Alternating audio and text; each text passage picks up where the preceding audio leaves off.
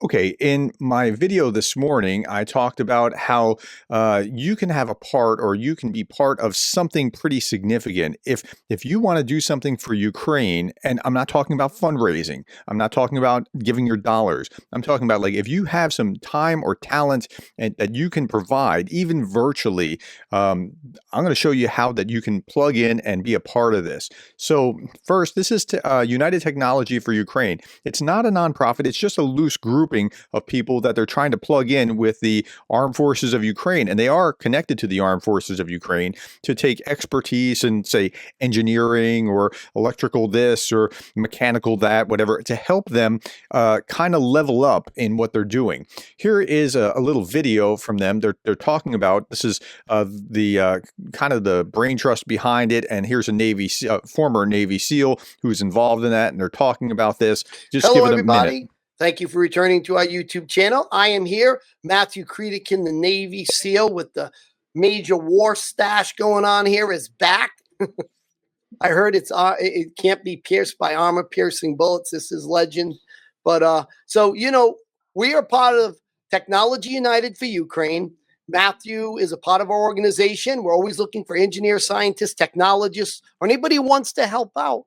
But Matthew is building his own engineering team. So if you want to work under a Navy SEAL and do some incredible things for Ukraine, technology-wise, come join us. Link is in the description. And remember, we're officially recognized by the Ukrainian Armed Forces now. We are part of the Birds of Fury, which is a Ukrainian R&D unit that we work alongside to develop innovative technologies for Ukrainian Armed Forces. Okay, let's pause there. Seriously, if you are like a retired engineer or have some kind of technological skills or even ideas that you want to try to donate, I'll put the links below and I'll show you how to do this. Before I show you the kinds of things that they were actually doing, let me show you, like, I reached out to Starsky. This is from Georgie, and Georgie's talking about this as well. Very special message for you guys. I have been reached out to by the Technology Community United group. These are the non-profit volunteer engineers, scientists, and technology professionals that are working their. Okay, so first of all, they're not a nonprofit. Just slight twist. It's not like a 501c3, but they're not asking like for your money either. They're just trying to coordinate your time and your talent to plug you in with those that, so you can help like design and work out some things that they're trying to make work better on the battlefield. Off to develop new technologies for the Ukrainian armed forces. The stuff that these guys have shown me, like off the book stuff that I cannot even talk about, is incredible. It's like mind-blowing technology. And so my call is, and their call as well, is basically spread the word. If you are an engineer, if you are a scientist or a technology expert, anything, check out their website, go in, fill in the form, and join if you have the time and desire and participate in this effort. Okay, so the question is, how do you do that? And I'll show you how to do that after we show you the kind of things they're working on. All right, Matthew, let's get right into this. So I am going to share the screen now. And here we go. So this is Magyar. He is the famous drone commander, and he's right now developing a 40-kilometer fiber optic drone. And this right here is our design. This was our first generation. So they ended up getting our design on how to put together these fiber optic drones. And this was our first generation cone right here. But what are your thoughts about the fiber optic drone and how it's working on the battlefield, what you see it can be used for, strategically and tactically? Yeah, I think it's one of those kind of interim solutions that's going to be really strong over the next year.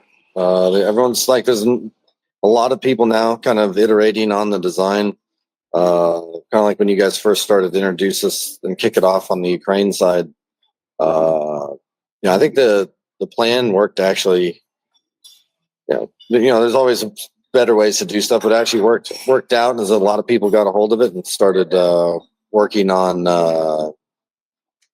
various ways to go about it. So, it looks like a lot of refinements have come about already. So if you're looking at this and you're thinking, oh, yeah, what if you did this? Or what if you did that? Or if you have some kind of engineering or technological background, something that could help, whether it's related, whatever it's related to. And I know a number of you have reached out to me in the past and said, hey, Dr. Gerdes, I have this idea. What if can you plug me in or help connect me to somebody where I can share this idea? If that's you, if you're that type of person, this is the kind of thing that you want to plug into, where they can direct the ideas that you have toward the proper place, or to work with Ukrainian engineers, or give input to what they're doing, that sort of thing. Okay, so I'll show you how this works in just a minute, and how you sign up, how you get started, and so forth. Let's just hear the rest of what he has to say And here. we'll probably continue to refine the data links. The components have gotten smaller, more reliable. Each piece has gotten faster. Like you can see, the reels are starting to get smaller. So in general, you're already seeing a lot of improvements. You're also seeing a much larger volume starting to come out from various groups with some of their own kind of unique takes on it. So And the Ukrainians now have a little bit of an advantage in both technology, that is slightly better drones, and more of them right now. And that can account for some of what you're seeing on the battlefield with the fewer, the lower numbers of attacks. Of course, cold weather plays into it and other things, but they have really they have to keep pushing on technological improvement, because they don't have the same manpower that the Russians have. I just expect to see it accelerate, because the mitigation of it is starting. Like there is, I think, a video here recently of them following the glint from the sun off the right angle of some of the fiber, and they followed it back and struck a team, a Russian team. This Thankfully, is what you're talking about right here. Watch this. This is what I have a video of that. Watch the glint. Do you see this? You see that like you can see that this is fiber optic cable in the sunlight. See it? right there.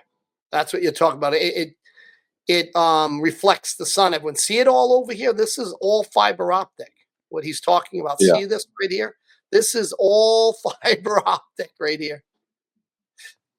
I mean, Yeah. So they're working on bigger and better ways of creating and refining what they're doing, what the armed forces of Ukraine are doing. If that's something that you find interesting, how do you sign up and get involved? Well, there's two things that you can do. Technology for Ukraine, or Technology United for Ukraine, as one word, on YouTube, so that you can see the videos like the one I was just showing you here.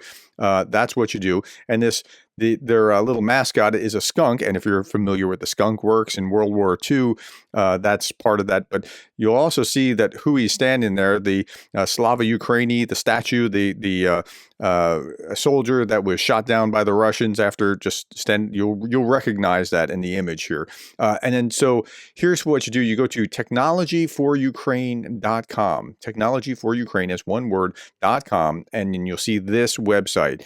And when you go down, it'll say about us, who we are, what we do, and then say how many volunteers have joined. And then you fill this out, and it says full name. Your full name's optional. Email address, they need to contact you. Phone number, location, and if you just say USA or Britain or whatever, if you don't want to give your city and state, fine. Occupation and profession, you need that. Like you are, you're working with the cyber, or you're a retired engineer. What kind of engineer? That kind of thing. Briefly describe how you can help. Put that in this thing below. Mention me along the way, because I'm trying to assemble a group here right now. Say Professor Gerdes sent me. I am a retired mechanical engineer. I have time. Now, they'll figure out a way to virtually connect you and make sure that your skills are able to be used. All right. So that's what you're going to do if this is something that you're interested in doing to help. I know that there's a pent up frustration and demand for people who want to actually be useful to the cause. And I'm not asking for money. They're not asking for money. They're asking for your time and your experience. All right. That's what you can do. I'll put the links below. Go to it. Thank you for your time, the likes, the shares, the subscribes, and thank you for being the kind of person that cares about Ukraine.